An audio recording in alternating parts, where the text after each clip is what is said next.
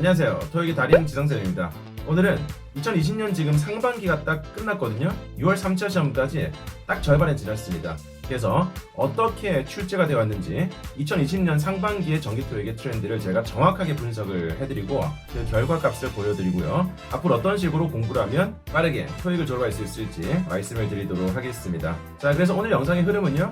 일단 2020년 상반기에 대한 정기 토익의 트렌드를 정확하게 분석을 해드리고 그 다음에는 어떤 식으로 학습을 해야 될지 학습 방향성에 대해서 말씀을 드리고요. 자, 그리고 영상을 마지막까지 보신 분들께는 제가 정말 놀라운 깜짝 선물도 드릴 예정입니다. 절대 중간에 끄지 마시고 마지막까지 영상을 보신 분들은 엄청나게 귀한 고급 자료를 받으실 수 있을 겁니다. 지금 시점에서 제 자료보다 최신 자료는 없습니다. 만약에 더 최신 자료를 들고 오신다면 제가 1,000만 원을 드릴 자신도 있습니다. 왜?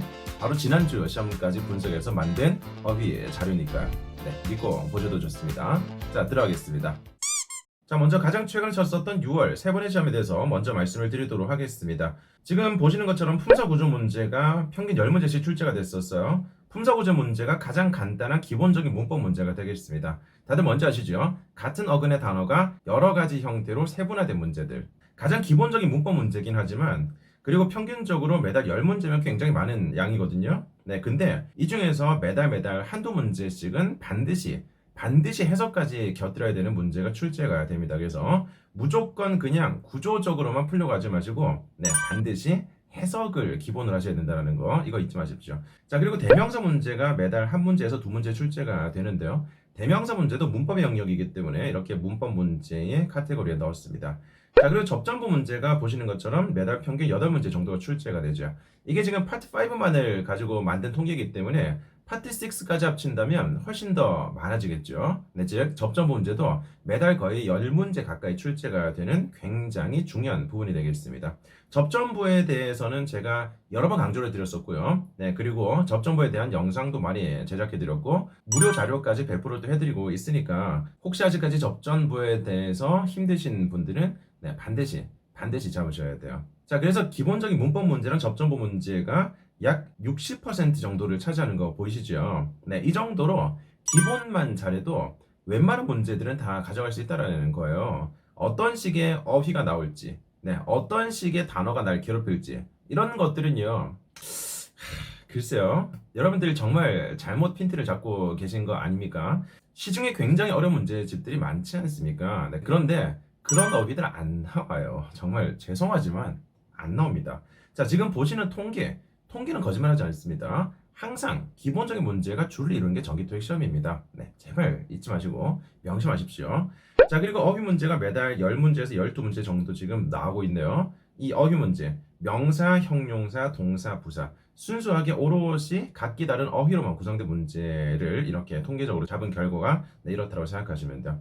자, 그래서 오늘은 이 어휘적인 측면에 조금 집중을 해볼 생각입니다. 어떠한 어휘가 출제됐었는지 그리고 어떤 식으로 함께 나오는지 그리고 어떤 식의 표현과 결합이 되는지 그런 것들을 오늘은 조금 집중적으로 말씀을 드리도록 하겠습니다. 그래서 오늘 영상의 끝에 이 기출됐었던 어휘를 정답의 예문과 함께 공부하실 수 있도록 제가 깔끔하게 만든 자료가 있거든요. 어떻게 받을 수 있는지 이따가 말씀드리도록 하겠습니다. 자, 6월달에 나왔었던 대표적인 어휘를 미리 살짝 맛보기를 해본다면요. Be skeptical of라고 해서 어디에 회의적인 이런 형용사 출제됐었죠. 그 다음에 last 이런 자동사들 오른쪽에 several hours 이거는 몇 시간 동안이란 부사적인 표현이거든요. 완전한 문장 뒤에 시간, 장소 같은 것들은 거의 다 부사라고 생각하시면 돼요. 그래서 자동사인 지속되다 last를 골라주는 문제 이것도 오답률이 굉장히 높았었고요. 그 다음에 a code of conduct standards라고 해서 이렇게 행동, 규범에 대한 기준 이런 명사들도 출제가 된 적이 있습니다. 이렇게 복합 명사 같은 것들은 쉽지 않거든요. 이런 문제도 있다. 하지만 이런 것들에 목숨 걸어서 시간을 많이 쓰는 것은 굉장히 가성비가 떨어지는 겁니다. 왜?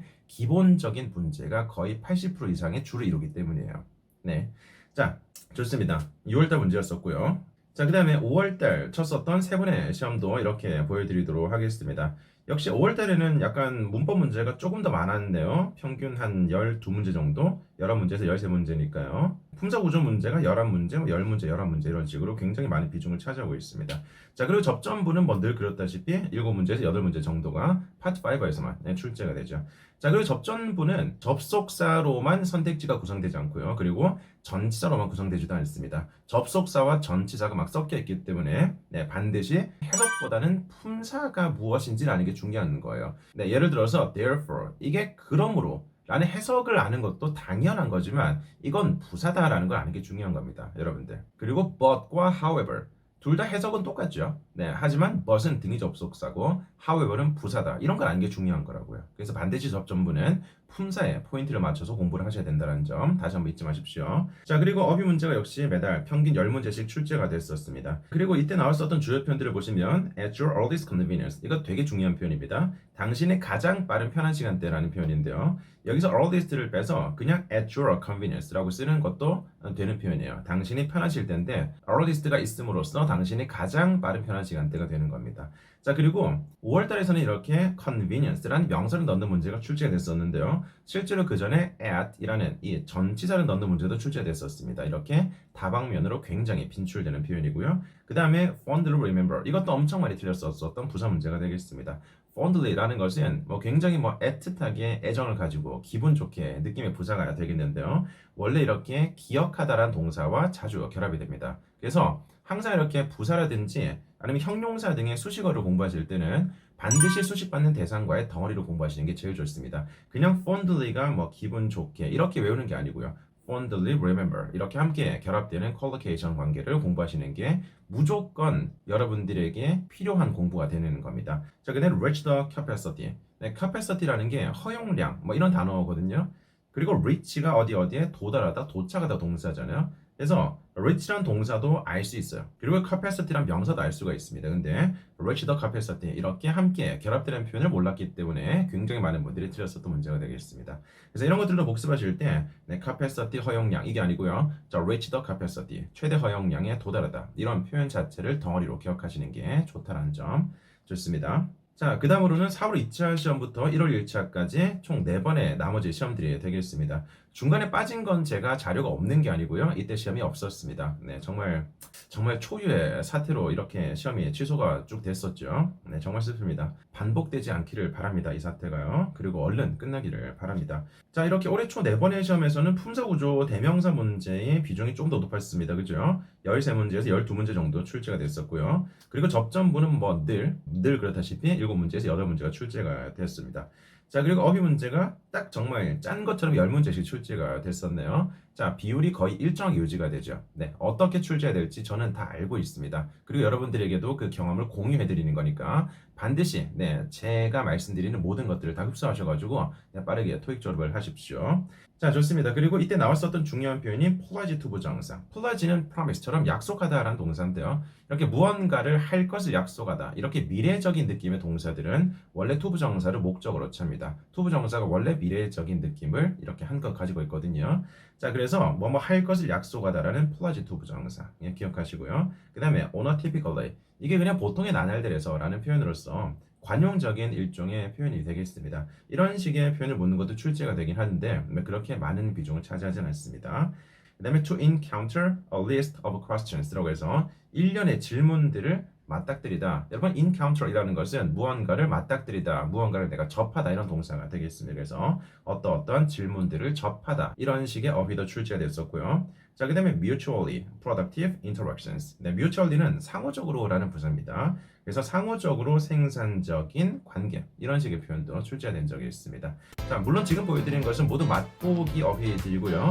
이 모든 것들을 제가 품사별로 2020년 상반기의 모든 기출 정답 어휘들을 기출 예문과 함께 정리한 자료가 있습니다. 굉장히 깔끔하게 정리한 자료가 있고요. 그것을 여러분들에게 정말 놀랍게도 무료로 또 제공을 해드리도록 하겠습니다. 제 영상을 보시는 제 모든 구독자님들이 빠르게 토익을 졸업하셨으면 좋겠다라는 마음에서 이렇게 만든 자료들을 제공해드리는 거예요. 자, 그리고 자료를 받으시는데 특별한 조건은 없습니다. 누구든지 토익 공부를 하시는 모든 분들이 받아가실 수가 있겠고요. 단 제가 소소하게 바라는 점은 주변에 많은 친구들에게 영상을 공유해 주시고 더 많은 친구들에게 영상이 도달이 되고 그게 조회수로서 저한테 피드백이 들어온다면 제가 훨씬 더 많은 자료들과 영상들을 만들어서 배포해 드리겠죠. 그래서 서로서로 선순환이 될 수 있도록 많이 영상을 공유해 주시면 정말 감사드리겠습니다. 네, 지금까지 신촌파고다 토익 1위 지성쌤이었습니다. 7월달에도 정말 열심히 공부하셔서 꼭 원하는 목표 점수를 달성하시고 토익 졸업하시기를 진심으로 바라겠습니다. 네, 감사합니다. 오늘도 열공하세요. 화이팅!